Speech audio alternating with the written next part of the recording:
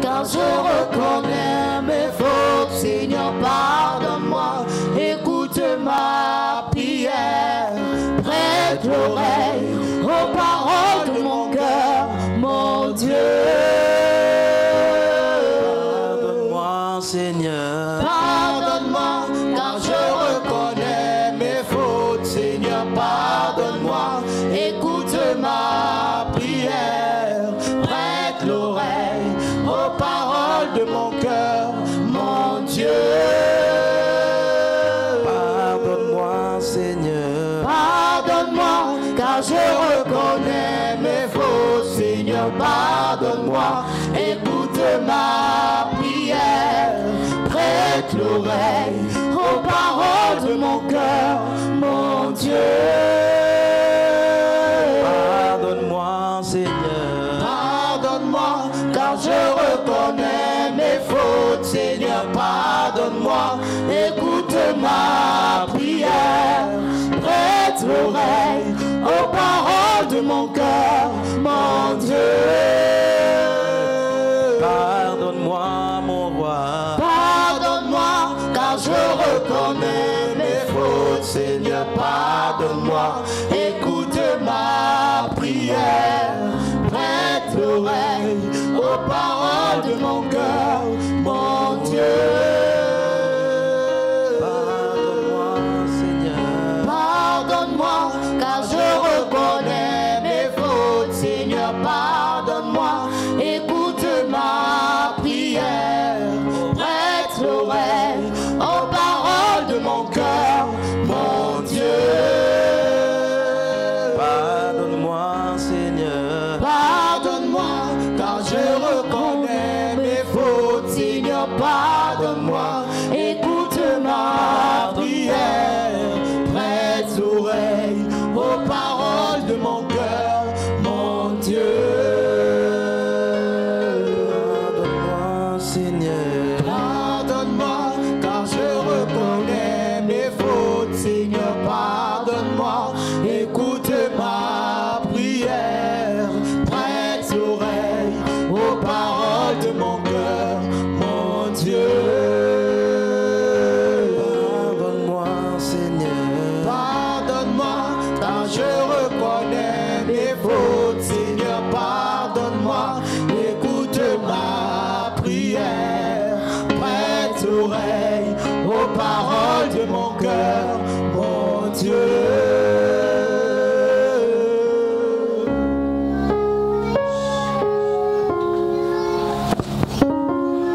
Je voudrais, n'est-ce pas, qu'on adopte une attitude de prière. Je vais prier.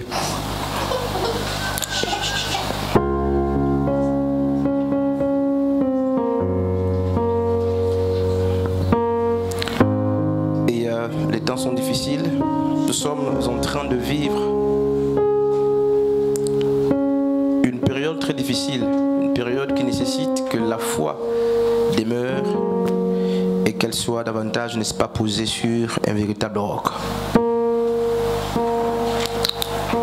Très souvent, nous avons mis notre espérance et notre confiance dans ce que nous savons de Dieu, dans ce que nous sommes. Mais le temps vient où tu seras éprouvé. Le temps vient où tu seras véritablement éprouvé. Et lorsque ce temps vient, il va falloir que tu aies justement pour base la personne de Yehoshua HaMashiach. C'est sur lui justement qu'il faut fonder. Je veux que tu pries ou que tu adoptes juste une attitude de prière. Je vais prier. Mais je sais que nous n'avons encore rien vécu qui puisse être comparé à ce que les premiers chrétiens ou les premiers disciples de Christ ont vécu. Nous nous plaisons de ce que tout va bien aujourd'hui. Nous nous plaisons de ce que nous avons aujourd'hui. Mais qu'en sera-t-il demain lorsque tu n'auras plus rien? Je veux que tu restes dans cet élan. Je vais prier. Je vais prier pour moi, je vais prier pour l'église. Pardon, veillez sur les enfants, menez dehors.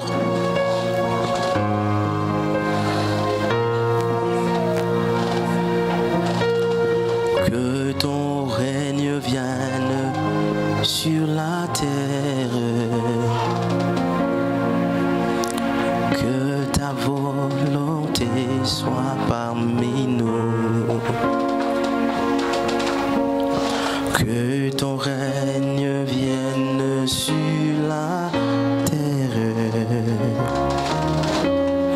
Que ta volonté soit parmi nous.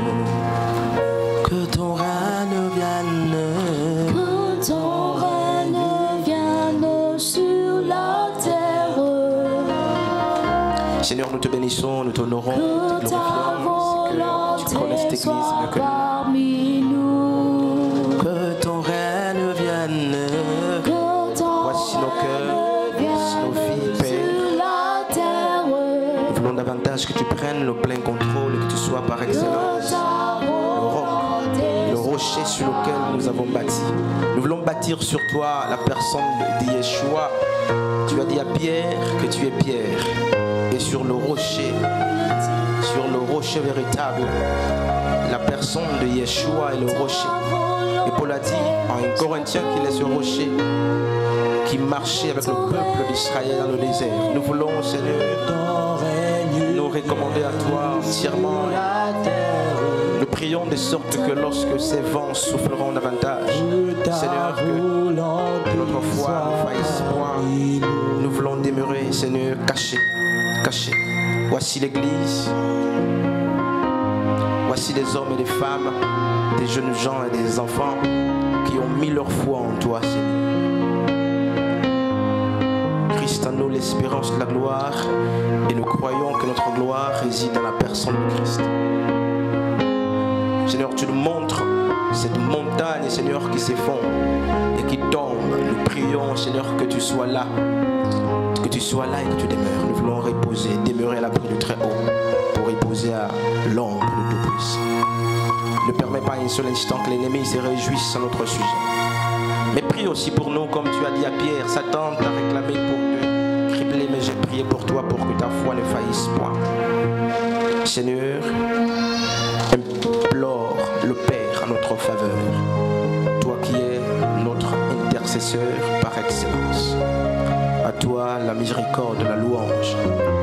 Dieu tout-puissant, pour ce que tu es et pour ce que tu fais. Au nom de Yeshua. Amen. On peut s'asseoir. Je vais lire un texte.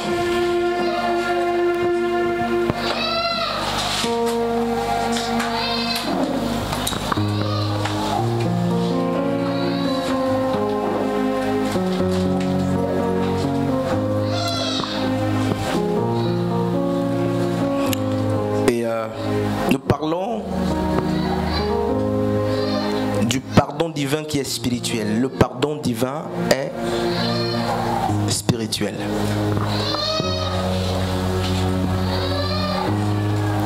Le pardon divin est spirituel.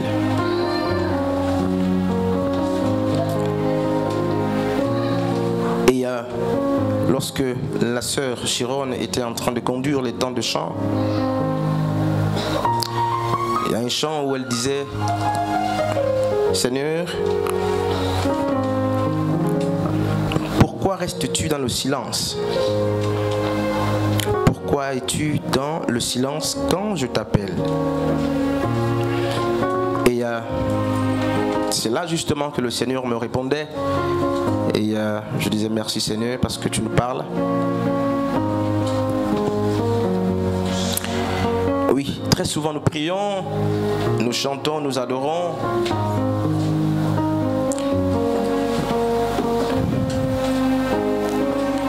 Mais rien ne va. Pourtant, tu veilles sur toi. Pourtant, tu veilles sur tes actions, comme c'est écrit dans 2 Chroniques 19 à partir du verset 7. Tu veilles sur tes mouvements. Tu veilles sur tout ce que tu fais. Mais tu pries et il n'y a aucune réponse. Tu pries, ben, rien ne change. Tu as l'impression que tu es devenu un prieur ou un jeûneur. Voyez, tu pries. Oui, tu pries même dans la norme et conformément, dit-on, à la volonté de Dieu. mais rien ne va, rien ne change. Tu te rends compte que il y a quand même longtemps que tu as prié pour une même situation. Il y a quand même longtemps que tu as prié pour que Dieu change un certain fait, un certain événement dans ta vie, mais rien ne va. Mais tu pries quand même, oui, parce qu'il faut être persévérant. Et très souvent, c'est pas le péché qui élève une muraille entre nous et Dieu. C'est vrai que c'est ce que Isaïe dit, que le péché justement empêche à Dieu d'agir. Ça, c'est sous l'alliance ancienne. Mais très souvent, le péché n'a absolument rien à voir avec, n'est-ce pas, le silence de Dieu. Et beaucoup de vies aujourd'hui voient Dieu silencieux. Dieu est silencieux dans beaucoup de vies. Et lorsque votre vie n'a plus justement, vous n'avez pas avec vous ce que vous demandez quotidiennement à Dieu, lorsque vos prières, semble-t-il, n'ont plus d'exaucement, elles deviennent un poids. Et la vie de prière devient mélancolique, elle devient un fardeau. Parce que dans Matthieu chapitre 6, Yeshua a appris à ses disciples comment prier. Et en réalité, tout ce qu'on demande par la foi, on l'obtient. Mais tu as toujours demandé par la foi, mais tu ne reçois pas. Et tu te rends compte qu'au bout de 5 ans, de 2 ans, 3 ans, tu as prié pour une même chose, pour la même chose, rien ne change. Tu as prié pour le caractère d'un frère, mais ça ne change pas. Pour l'évolution au niveau professionnel, rien ne va. Au bout d'un certain temps, sauf si on n'est pas bien constitué, mais tu te lasses. Tu te lasses et tu te dis, certainement ma prière, c'est juste la combinaison des mots, mais Dieu n'est pas. Peut-être que j'ai péché, c'est pourquoi Dieu ne m'écoute plus. Le silence de Dieu dans nos vies peut s'expliquer, n'est-ce pas, de plusieurs manières. Et lorsqu'une vie n'a plus Dieu, ou Dieu ne parle plus à une vie, Dieu ne nous parle plus, il faut qu'on s'inquiète. Il faut qu'on s'inquiète. Parce que c'est comme si vous étiez dans la même maison que votre père, votre mari, et il fait 1 mois, 2 mois, il ne vous parle pas. Il ne vous dit absolument rien. Vous vous réveillez, vous marchez, il vous se réveille, il marche, il vous voit, vous le voyez. Enfin, il n'y a plus rien de lui venant de votre mari ou de votre père, vous en tant qu'enfant. Plus rien, on n'écoute plus rien. Et si tu te plais dans cette atmosphère, c'est que tu es mort. Je me vois très mal de m'agenouiller chaque jour, de prier sans voir l'exaucement. Chaque jour, tu jeûnes, tu pries pour la même chose, il n'y a pas d'exaucement. Mais tu pries quand même. Il faut que tu te poses certaines questions et des bonnes questions. Qu'est-ce qui ne va pas? Est-ce que j'ai péché? Non, ce n'est pas toujours le péché. Mais si c'est le péché, répands-toi. Qu'est-ce qui fait que Dieu soit silencieux alors que je prie pour une promotion depuis les années, alors que je prie pour le changement de mon cœur, alors que je prie pour ceci, pour abandonner un péché, une chose qui ne glorifie pas Dieu, pour que Dieu améliore ma situation? Qu'est-ce qui fait justement qu'il n'y ait pas de réponse? Mais écoutez ce que la Bible nous dit dans Matthieu chapitre 18. Ce n'est peut-être pas le péché, mais c'est autre chose. Ce que dans Matthieu 18, à partir du verset 23 à 35, Dieu trouve que tu es un mauvais serviteur, un méchant serviteur. Homme de Dieu, nous avons lu ce texte le dimanche dernier. Parce que tu es un méchant serviteur. Non, tu n'es pas méchant pour avoir été avec la femme ou le mari de quelqu'un. Je ne parle pas de ça. Mais dans Matthieu 18, 23 à 35, je ne vais plus lire ce passage parce que nous l'avons lu le dimanche dernier. Il est dit qu'il y a un frère qui a refusé, n'est-ce pas, de pardonner à un autre frère. Et ce qui est plus intéressant, c'est que la Bible nous fait comprendre que ce frère venait d'être pardonné par son maître. Ce serviteur venait d'être pardonné par son maître. alors qu'il devait son maître, il va lui dire, Seigneur, donne-moi, maître, donne-moi assez de temps pour que j'ai de quoi te rembourser, ou pour que j'ai quelque chose pour payer ta dette. Il va supplier le maître, et l'histoire biblique, ou la parabole de Matthieu 18 dit, le maître lui a pardonné et a remis même sa dette. Lui qui était condamnable, lui qui devait faire la prison. Et dit-on, l'histoire dit justement qu'il devait perdre même ses enfants, il devait tout perdre et finir en prison. Mais il a dû, n'est-ce pas, exprimer la pitié. Et face à la pitié de ce serviteur, il est dit que le maître a eu, n'est-ce pas, un cœur magnanime. Le maître avait de la magnanimité, de la pitié, de la compassion pour lui. Et le maître lui a pardonné. Non seulement il a pardonné, il a oublié justement la dette. Il a oublié la dette, il l'a effacée. Écoutez, on dit Dieu a pardonné. C'est une parabole qui parle de Dieu. Je ne vais pas être long parce qu'on m'a donné le micro aussi. Il est midi pile, je crois. Je vais terminer très bientôt. C'est pourquoi je m'ai passé de certaines lectures. Dieu a pardonné à ce frère, à ce bien-aimé. Et Dieu qui n'a pas notre faculté de mémoire qui faillit, notre mémoire faillit, la Bible dit que ce Dieu oublie. Il oublie. Et nous qui avons une mémoire infime, très petite, on ne peut pas oublier. Alors ce serviteur a supplié Dieu pour qu'il soit pardonné à cause de son péché, de sa dette. Il devait, n'est-ce pas, 1000 talents. Et il devait finir en prison. Et parce qu'il a pleuré devant son maître, le maître lui a pardonné. Et en retour, lui aussi, il y a quelqu'un qui lui devait. Et lorsqu'il arrive, après être pardonné par son maître, il arrive devant un frère ou quelqu'un d'autre qui lui devait, et il va dire, rends-moi tout ce que tu me dois. Et voici ce qui se passe, frère. Ce qu'il venait de vivre avec le maître qu'il devait, l'autre va vivre cela avec lui.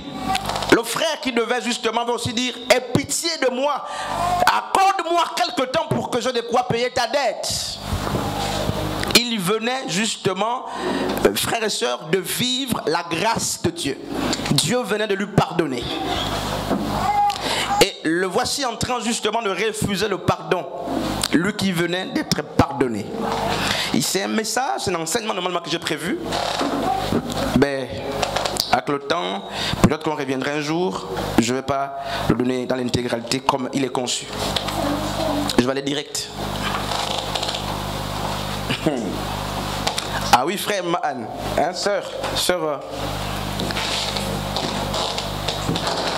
Minouche, sœur Gaïla. Quelqu'un a prié le matin? Oui, quelqu'un a prié le matin. Il y a des gens qui ont adoré le matin, des gens qui ont salué. Et j'ai vu comment on a prié, on a exercé, on fait tout. Mais regardez ce qui se passe. Certainement tu es donc l'image de celui qui a refusé de pardonner alors qu'il venait d'être pardonné.